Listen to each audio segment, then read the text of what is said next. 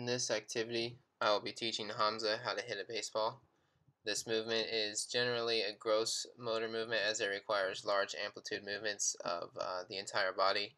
However, it is also a skilled movement once we get into using eye-hand coordination as one of the main aspects of the skill in order to hit the ball efficiently. This is also a discrete motor task as it begins when the pitcher pitches the ball and is complete by the end of the swing.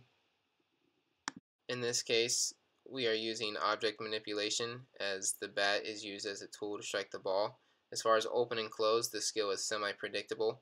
There is regulatory variability in the form of pitch location that causes us to adapt and change the swing a little bit each time we perform the skill. What you see next is a pretest. These are Hamza's first 5 swings without any prior practice or instruction. In this case, Hamza hits 2 out of the 5 balls.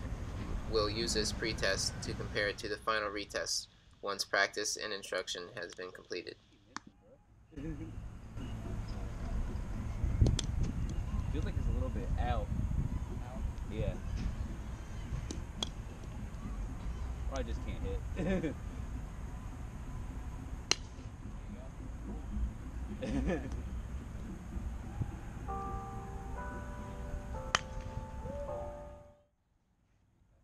During the initial pretest, I noticed some weaknesses in Hamza's swing.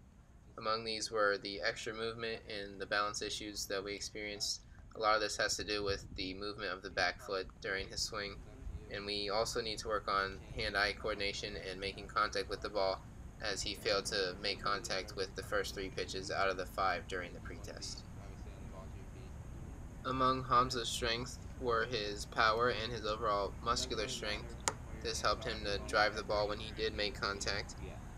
He also showed the ability to adapt and the ability to improve as he started to hit the ball later on in the test, making contact with the last 2 pitches and his best contact on the last pitch of the pretest. So in the next practice session, I went over a couple things with him. While explaining these aspects of the swing, I also demonstrated the movements so that Hamza could observe me doing them, as well as listening to me discussing them. Among these were how to set up our hands, how to set up our feet, and where our body should be in position when we're ready to hit. Another thing I talked to Hamza about was keeping his back foot on the ground. To do this, I used the analogy of squishing the bug, which typically is used with beginners or young players in order to help them rotate that back foot and keep it stable on the ground, and also maintain their balance during the swing. This is what we worked on throughout this first practice session.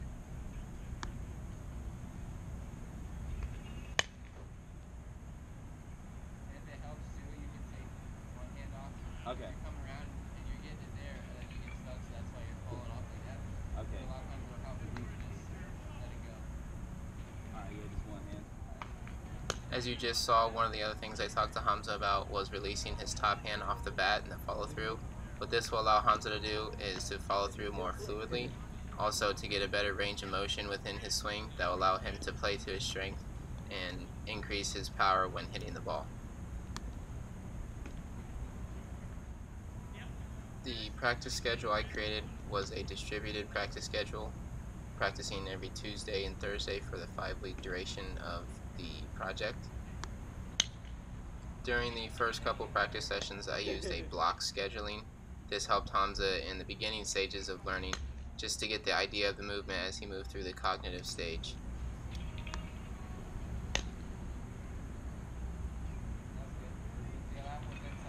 Yeah, I had to go like that. In later practice sessions, I switched to using the smaller golf ball size wiffle balls for Hamza to hit. This made it much more difficult and used air augmentation as a way to increase motor learning, however decrease performance during the practice session. As you can see, it was much harder for Hamza to hit, but it will later be much easier for him to hit the larger balls once he switches back during the post-test.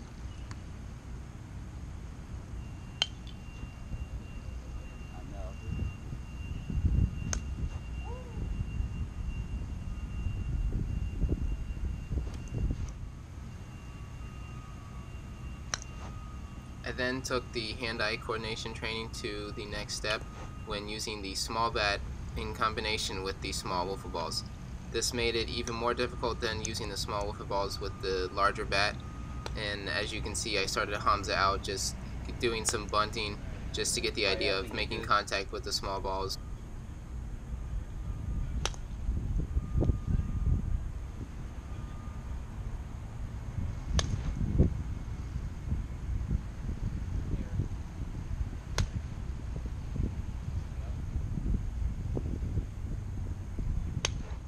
In this practice session, as well as the next few practice sessions, I also changed the practice schedule a little bit for Hamza. I started increasing variability and used a random practice schedule, as I now incorporated both the small balls and the large wiffle balls into the practice schedule. What you will see next is a video of Hamza's post-practice swings. He will do 5 swings just like the pre-test, and we will analyze this video. After practicing, Hamza is much improved, however we still have a few weaknesses. The back foot movement that I talked about previously is still present, however it is much less and much more controlled now. Hamza is now also hitting the ball with more consistency, however he needs to work on hitting the ball into fair territory more often than not.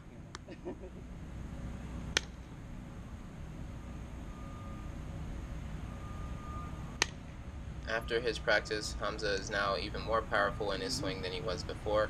He also makes contact much more frequently with the ball, and both of these are enabled by his improved balance during the swing. In conclusion, Hamza has improved at this skill significantly. He has increased his ability to make contact with the ball, as he was a perfect 5 for 5 on the post-test as opposed to 2 for 5 on the pre-test. He's also improved things like balance and power like we talked about, and I believe he is now in the associative phase, as he is using my feedback to improve his skills and to decrease errors in the movement.